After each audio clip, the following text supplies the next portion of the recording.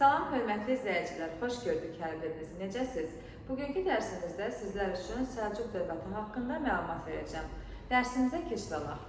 İlk öncə söyləmək istəyirəm ki, Səlcuqlar türk mənşəli bir tayfa idi. Oğuzların varisləri hesab olunurdular, davamçıları hesab olunurdular və hələ vaxtilə bu Səlcuqlar Oğuz dövlətinin tərkibində olarkən meydana gəlmişdilər. Daha sonra isə yavaş-yavaş formalaşmışdılar. İlk öncə Tokaq bəy haqqında məlumat verəcəm. Ümumiyyətlə biz deyirik ki, Səlcuqlular öz adlarını Səlcuq bəyin adından götürmüşdülər ki, məhz bu Səlcuq bəyin də atası Tokaq bəy olmuşdu. Oğuz dövlətində yaşayarkən bu Tokaq bəy ölkədə böyük vəzifəyə sahib idi. Ordu başçısı, yəni subaşı vəzifəsini icra edirdi. Tokaq bəyin zamanında o türklərə rəhbərlik etmiş, türk ordusu rəhbərliyində olmuşdu. Lakin onun ölümündən sonra onun bu vəzifəsini oğlu Səlcuq bəy davam etdirmişdi. Səlcuq bəy də atası kimi türklərin rəhbərliyi altında, rəhbərliyində yəni olaraq digər ərazilərə bir çox saylı yürüşlər həyata keçirmişdi.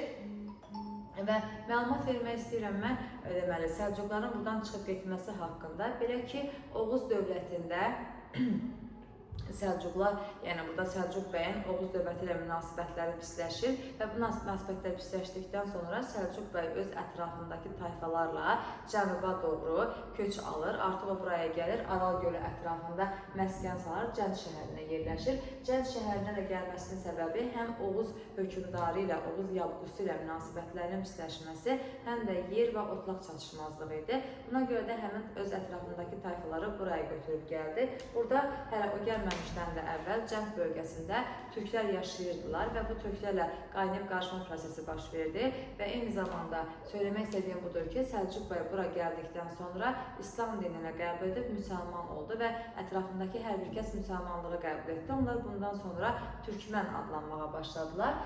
Səlcuq bəyin vəfatından artıq sonra onun davamçıları, onun oğlanları və nəvələri olmuşdu.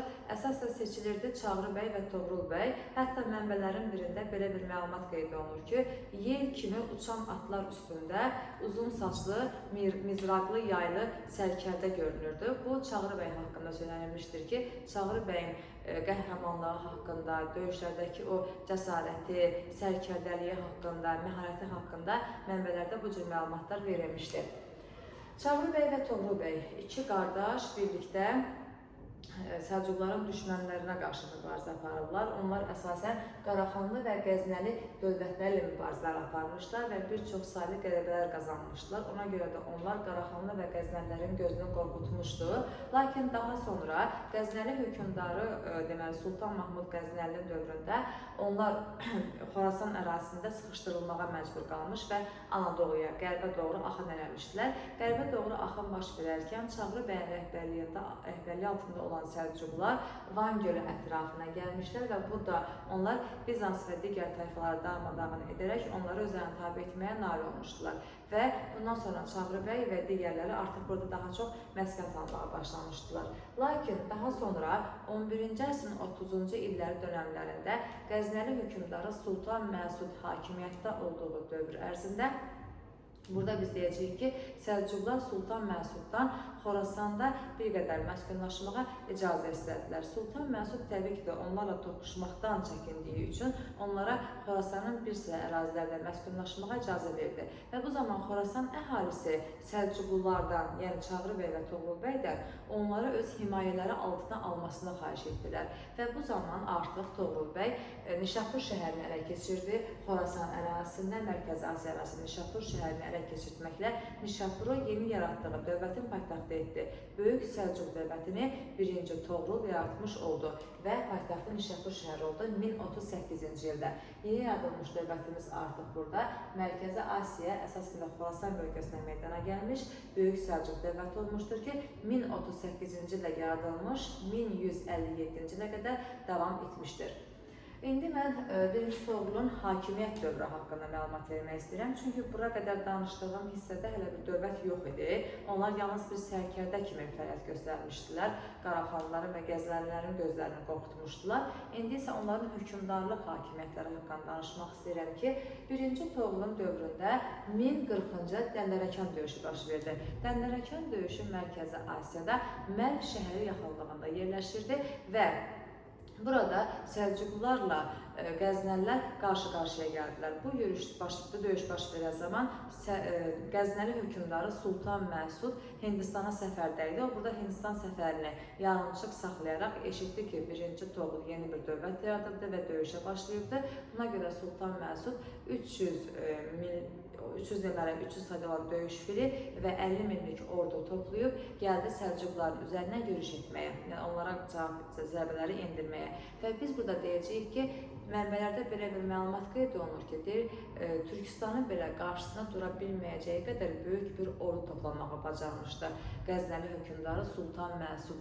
Lakin buna baxmayaraq 1040-cı Dəndənəkan döyüşündə Qəznəlilər məğlub oldu, Səlcuqlular qalib gəldi. Böyük Səlcuqlu dövləti 1-ci Toğrulun rəhbərliyi altında qələbə qazandı və bu döyüşdən artıq biz sonra deyəcəyik ki, Səlcuqluların qalib gəlməsi nəticəsində Azərbaycana, İrana, İraqa gedən yol açılmış oldu və Xorasan keçidi artıq Böyük Səlcuq dövlətinin əlinə, Xorasanda möhkəmləndilər.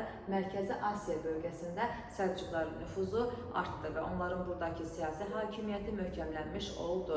Yəni, testlərdə sual düşsə ki, Səlcuqluların Mərkəzi Asiyada hakimiyyətinin qüvvətlənməsi, onların nüfuzunun artmasına ilə bağlıdır. 1040-cı Dəndənəkan döyüşü ilə bağlıdır.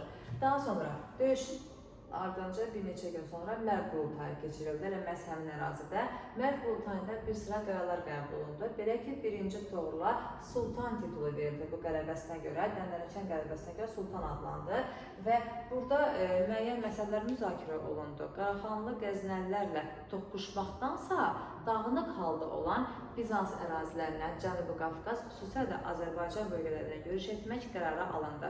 Və bu məqsədlə bu yürüşləri həyata keçirmək üçün də ilk növbədə paytaxt dəyişdirildi. 1043-cü ildə Səlcuq dövlətinin paytaxtı Nişapurdan Rey şəhərinə köçürüldü. Rey şəhərdə Xızər dənizi ətrafında yerləşirdi. O da təxminən Xorassan, Mərkəzi Asiya bölgələrinə bir qədər uyğun gələn ərazidə yerləşirdi. Daha sonra Sultan 1-ci Toğrulun hakimiyyəti dövründə onun məqsədi bu idi ki, Cənubi Qafqaz, Azərbaycan və Bizans istiqamətində irəliləyib, buralara yürüş edib, buradakı türk dövlətlərinin köməyindən istifadə edib, Bizansa qarşı və digər düşmənlərə qarşı istifadə etmək istəyirdi.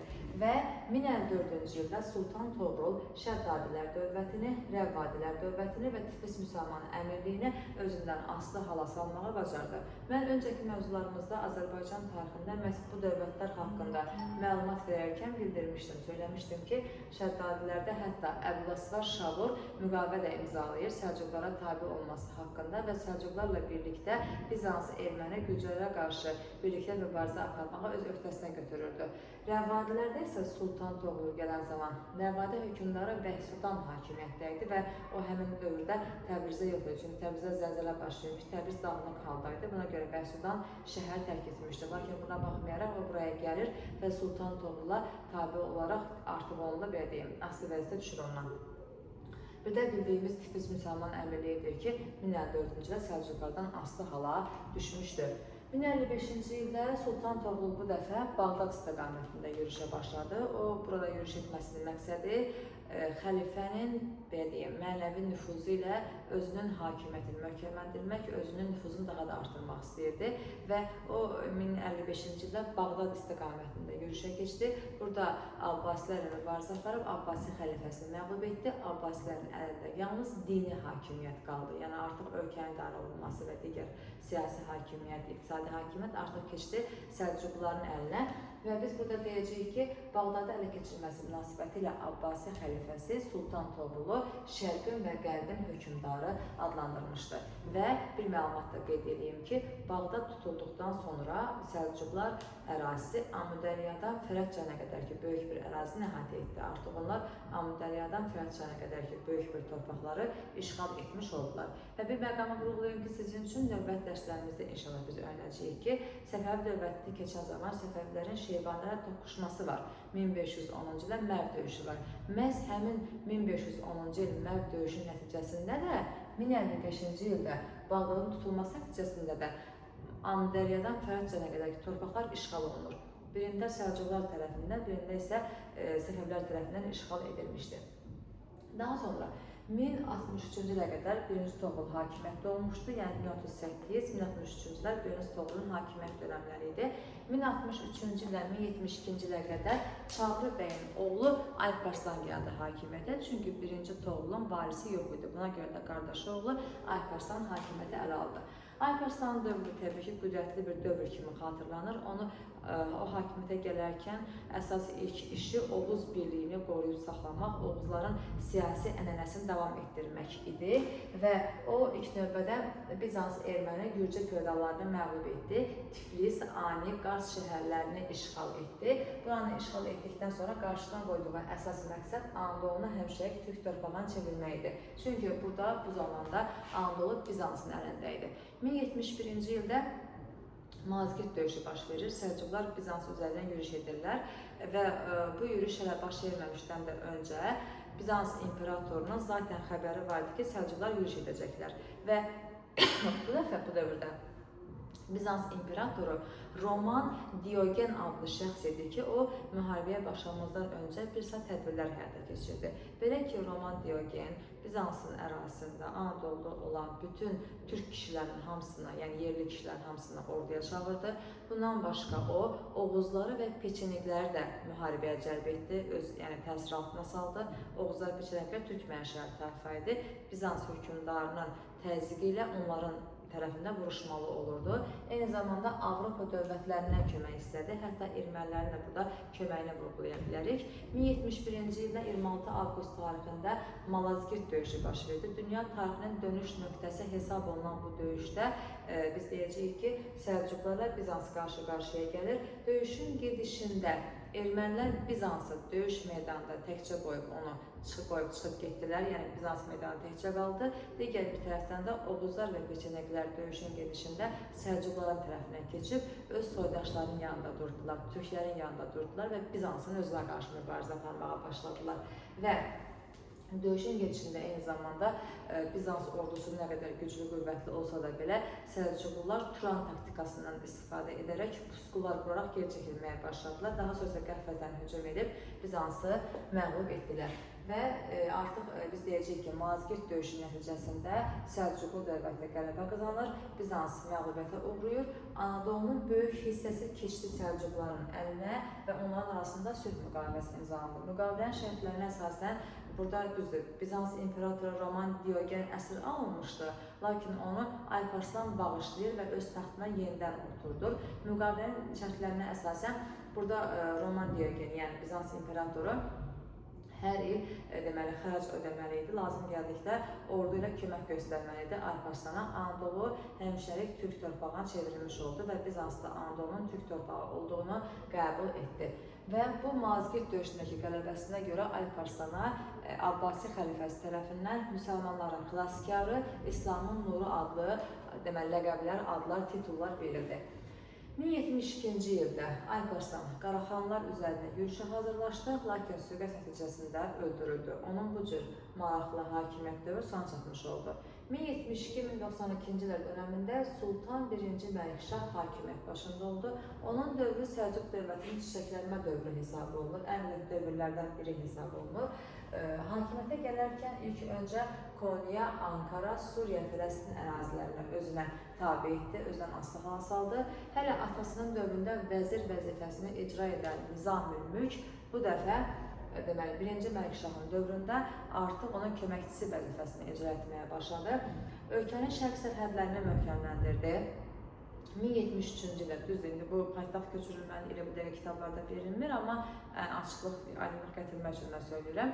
1073-cü ildə paytaxtda Rey şəhərindən İsfahan şəhərinə köçürtdü. Deməli, biz ilk dəfə paytaxt dəyişməsi ilə qarşı-qarşıya qalırıq. 1043-cü il deməli Sultan 1-ci Toğrul köçürtdü Nişapurdan Reyə. 1073-cü il Sultan 1-ci Məlikşah Reydən İsfahana köçürdü. Daha sonra Qaraxanlı dövləti ilə mübarizə aparıb onu asılı hala saldı və ondan xərac almağı bacardı. Daxili siyasətdə 1-ci Məlikşah iqtisadi sahədə və hərbi sahədə islahatlar keçirdi. İqtisadi sahədəki islahatına əsasən vahid pul, çəki, ölçü sistemi yaratdı. Kərvan yollarının təhlükəsizliyi təmin edildi və bəzi tacirlər bəzi rüsumlardan azad edildi. Hərbi islahatına əsasən deməli tayfa prinsipinə əsaslanan qeyri-nizami ordudan nizami orduya keçirilmiş oldu və ordunu möhkəmləndirdi. Bundan başqa 1-ci Məlikşah qeyd hissəsində kitabda belə bir məlumat qeyd olunur ki, 1-ci Məlikşah Qara dənizin cənub-qərb sahilləri boyunca irəliləyib Bizans üzərinə yürüş etdi və ondan ağır xərac almağa bacardı. Deməli, onun da Bizansla mübarizəsi olmuşdu və Qara dənizə öz qılıncını tullayaraq buranın həmişəlik Türk dənizi və Türk torpağı olacağını söyləmişdir. Yəni, bu məlumat yalnız 1-ci Məlikşaha aiddir. Ölümündən sonra hakimiyyətə gələcək, yəni tam belə Sultan Səncərin gəlməsini söyləyə bilmək, çünki məsafədə adi hakimiyyət boşluğu var. Sultan 1-ci Məlikşahdan sonra ölkəni ara çəkişmələri, daxili müharibələr bürüyür, ölkə zəifləyir və üsyanlar baş verir. Sultan Səncərin dövrü artıq zəifləmə dövrü hesab olunurdu. Sultan Səncərin hakimiyyət illəri 1118-1157-ci illəri əhatə etdi. Qaraxanlı və Qəznəlilərlə uğurlu mübarizə apardı, onları məğlub etməyi bacardı. Lakin Sultan Səncərin dövründə ölkə iki yerə parçalanması baş verir, eyni zamanda Monqol əsilli Qarakitaylar tayfası tərəfindən məğlubiyyətə uğradıldı Sultan Səncər və onun türk mənşəli olmayan və müsəlman olmayan bir tayfa tərəfindən məğlub edilməsi əhali içərisində Sultan Səncərin nüfuzunu aşağı saldı. Burada Qarakitaylar Mavərənnəhr adlı bölgəni ələ keçirtmişdilər və bundan da əlavə edəcəyik ki, yalnız Qarakitayların hücumu yox, eyni zamanda 1096-1099-cu illər dönəmində 1-ci Sərib yürüşü və ya 1-ci Xaçlı yürüşü deyirik ki, bu yürüşün baş verməsi nəticəsində Böyük Səlcuq dövləti böyük zərbə aldı. Belə ki, Suriya və Fələstinin dəniz sahili əraziləri və Qüds bölgəsi keçdi Səribçilərin əlinə və artıq burada Böyük Səlcuq dövləti əsas ərazilərindən bir neçəsini itirmiş oldu. 1157-ci ildə süquta uğrayacaq və onun süquta uğramasından sonra həmin Böyük Səlcuq dövlətinin ərazilərində Xarəzmşahlar dövləti, Anadolu Sultanlığı, Kirman Sultanlığı, Suriya əraziləri, İraq Səlcuq Sultanlığı meydana gəldi, Azərbaycan Atabəylər dövləti yarandı, Kiçik Asiyada bir sıra əmirliklər yaradılmış oldu. Bu, Səlcuqların siyasi hakimiyyəti ilə bağlı olan məqamlardır. Bir də iqtisadi sahədə olan məqamları vurgulamaq istəyirəm ki, burada imperiyanın sərhədlərini qoruyan sərkədələrə uc adanan torpaqlar verirdilər. Çünki uc qarları qoruyurdu, ona görə uc adlanırdı. Onun rəhbəri Uc bəyi adlanırdı. İqta torpaqları yenə burada qalmağa davam edirdi. Lakin artıq əvvəlkindən fərq olaraq iqta artıq şərti verilməkdən də əlavə artıq yavaş-yavaş irsən keçməyə başlayırdı və sonuncu məqamımız üşür vergisi idi ki, məhsul vergisi idi. Bəzi yerlərdə xərac, bəzi yerdə isə üşür adlanırdı ki, Səlcuq dövlətində əhalidən alınan vergi bu cür adlanmışdı. Dərsimiz haqqında bu qədər. İnşallah növbəti dərslərimizə görüşəcəyik. Oldu, sağ olun.